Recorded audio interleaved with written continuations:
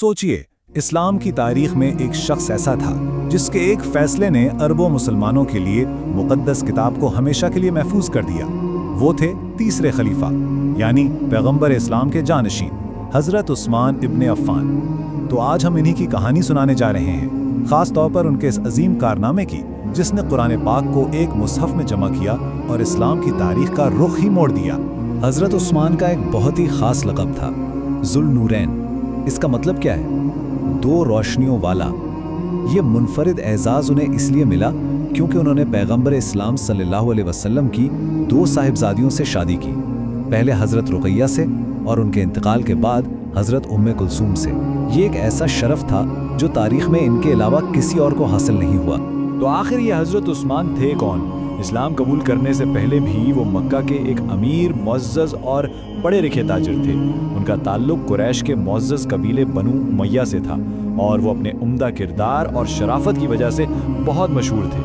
उनका ईमान शुरू से ही, मतलब बिल्कुल इब्तदाई दौर से ही इतना मजबूत था कि वो इस्लाम कबूल करने वाले अव्वलीन लोगों में शामिल थे और अपने अक़ीदे की खातिर उन्होंने 2 बार हिजरत की, पहले हबशा और फिर मदीना। अपना घर, अपना कारोबार, सब कुछ छोड़ना ये कोई मामूली कुर्बानी नहीं थी, लेकिन इस फैसले की कीमत उन्हें बहुत भारी पड़ी। उनके अपने ख़ानदान के ताकतवर लोग, यहाँ तक कि उनके चचा तक उनके खिलाफ हो गए। उन पर शदीद जुल्म किया गया, उन्हें बांधा गया, धमकियाँ दी गईं। लेकिन क्या उन मुश्किलात से उनका ईमान कमज़ोर हुआ? नहीं, बल्कि और भी मजबूत हो गया। लेकिन हज़रत उस्मान की शख्सियत का एक पहलू ऐसा है जो उन्हें सबसे मुमताज़ करता है, और वो थी उनकी बेमिसाल सखावत। और एक वाक़या तो ऐसा है जो उनकी फयाज़ी की सबसे बड़ी मिसाल बन गया। एक वक्त आया ग़ज़वे तबूक के मौके पर जब हालात बहुत संगीन हो गए। मुस्लिम फ़ौज को शदीद खुश्कसाली और वसाइल की ज़बरदस्त कमी का सामना था। लश्कर की बका ख़तरे में थी और एक बड़े हल की ज़रूरत थी। तो इस नाजुक मौके पर कौन आगे आया? हज़रत उस्मान। उन्होंने फ़ौज के लिए 1000 ऊँट, 100 घोड़े और 10,000 दिनार की भारी रकम अतिया की। अकेले उनके इस अतिये ने, सोचिए, फौज के तकरीबन 1/3 हिस्से को मुकम्मल तौर पर तैयार कर दिया। ये एक ऐसी सखावत थी जिसकी मिसाल नहीं मिलती। उनकी इस अजीम-उश-शान कुर्बानी को देखकर पैगंबर इस्लाम सल्लल्लाहु अलैहि वसल्लम ने फरमाया, आज के बाद उस्मान जो भी करे उसे कोई नुकसान नहीं पहुंचेगा। ये अल्फाज उस अमल की रूहानी और तारीखी अहमियत को हमेशा के लिए अमर कर गए। और ऐसा नहीं था कि बस एक बार हुआ। उनकी सखावत तो एक मुस्तकिल अमल था। मदीना में पानी की कमी थी तो उन्होंने बैर रूमा नामी कुआं खरीद कर सबके लिए मुफ्त कर दिया। जो मस्जिद नबवी में जगह कम पड़ी तो उसकी तौसी का खर्च भी खुद उठाया। वो सही मानों में इब्तिदाई मुस्लिम माशरे के लिए एक माली सहारा थे। उनकी सखावत तो लाजवाब थी, लेकिन इनका सबसे बड़ा, सबसे पायदार विरसा वो है जो आज भी हर मुसलमान के पास है, कुरान पाक का मुत्तहिद नुस्खा। ये वो कारनामा था जिसने इस्लाम की बुनियाद को हमेशा के लिए मजबूत कर दिया। अब देखिए, जैसे जैसे इस्लामी सल्तनत फैल रही थी, एक बहुत बड़ा चैलेंज सामने आ रहा था। मुख्तलिफ इलाकों के लोग कुरान को मुख्तलिफ लहजों में पढ़ रहे थे। इससे क्या हो रहा था? कन्फ्यूजन पैदा हो रही थी और उम्मत में इख्तिलाफ का खतरा बढ़ रहा था।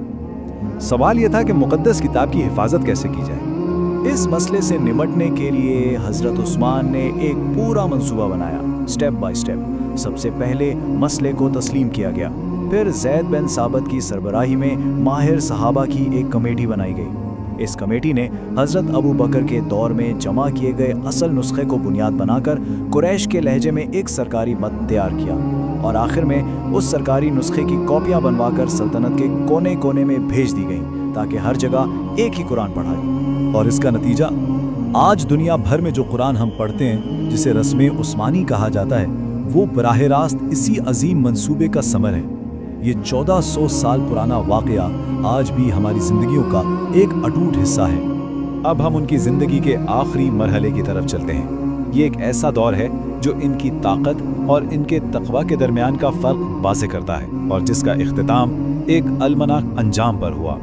एक तरफ थी सल्तनत जिसने उनके दौर में शुमाली अफ्रीका, कुब्रस और पारस को फतह किया, पहली इस्लामी बहरिया कायम की, और दूसरी तरफ थे खुद खलीफा।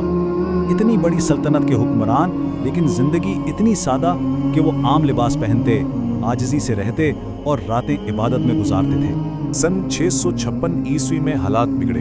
कुछ बागियों ने मदीना में उनके घर का घेराव कर लिया, लेकिन जब दिफा का वक्त आया तो उन्होंने एक ऐसा फैसला किया जो उनके किरदार की गवाही देता है।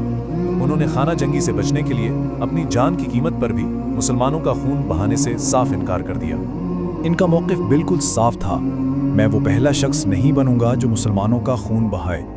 और ये फैसला ये हमें एक बहुत गहरे सवाल पर लाकर खड़ा कर देता है, अपने असूलों पर कायम रहने की आखिरी कीमत क्या हो सकती है। रिवायात के मुताबिक जब हमला आवर घर में दाखिल हुए तो वो कुरान पढ़ रहे थे, और जब उन्हें शहीद किया गया तो उनका खून कुरान की ठीक उसी आयत पर गिरा, बस अनकरीब अल्लाह उनके मुकाबले में आपके लिए काफ़ी हो जाएगा। ये उनकी ज़िंदगी का एक ऐसा इख्तिताम था जो उनके ईमान और असूल पसंदी की सबसे बड़ी गवाही बन गया और उनकी मिरास को हमेशा के लिए अमर कर गया।